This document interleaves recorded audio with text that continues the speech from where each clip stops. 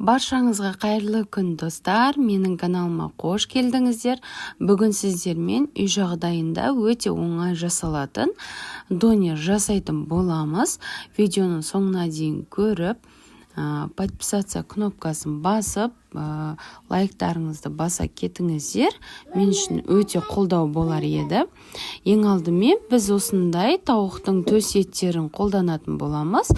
Егер де етті көбіректеу қосамын дейтін болсаңыздар, барлығын қоссаңыздар да болады.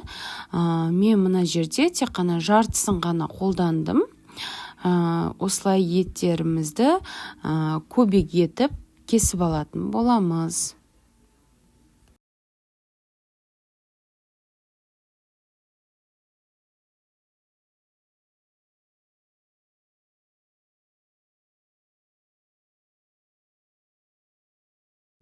Енді кезекте тауығымызды маринадтаймыз. Ол үшін бізге тұз қажет, чили соусы қажет, және горчицамыз қажет.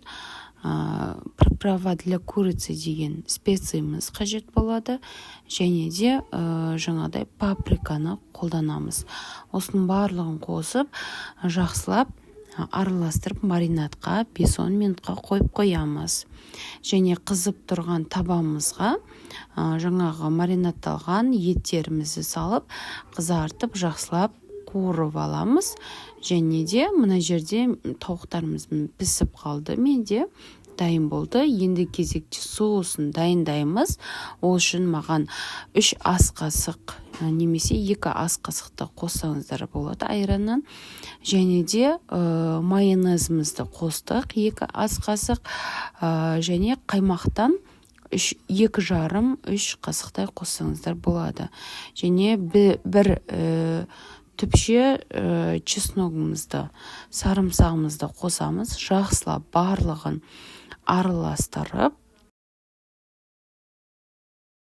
енді кезекте донеріміздің ішіне салатын салмасын дайындаймыз. Ол үшін бізге осындай қиярларымызды алып, 2 қияр қолдандым. Және осыны сопақша етіп кесіп алатын боламыз. Және де қызанақтан мен үлкендеу 1 қызанақты қолдандым. Егер кішілеу болса, сіздер 2 қолдансаңыздар болады. Барлығын сопақша етіп кесіп аламыз.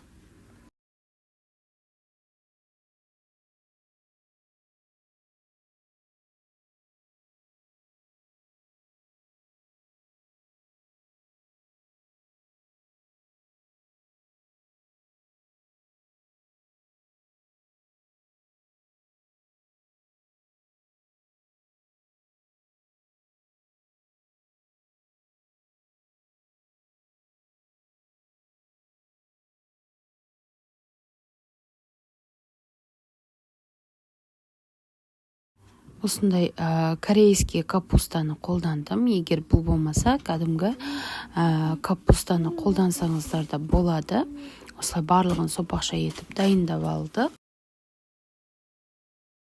Енді кезекте біз донерімізді жинайтын боламыз. Мына жерде мен магазиннің лаваштарын қолдандым. Егер үй жағдайында өздеріңіз жасай алатын болсаңыздар, өте жақсы болып шығады.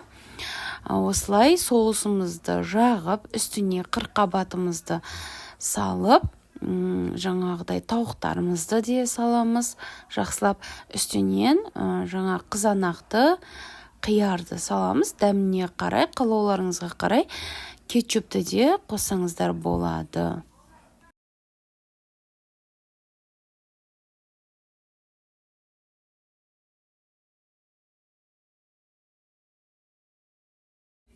Енді лавашын жаңағыдай нығыздап, осы донерді видеодағыдай етіп ораңыздар.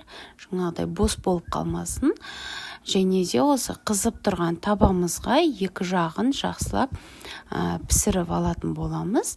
Бізде донеріміз дайын болды. Үй жағдайында өте дәмді болып шығады. Балдарыңызға да ұнайды. Жасап көріңіздер. Сіздермен бірге болған Фариза Жылқарқызы. Ас болсын.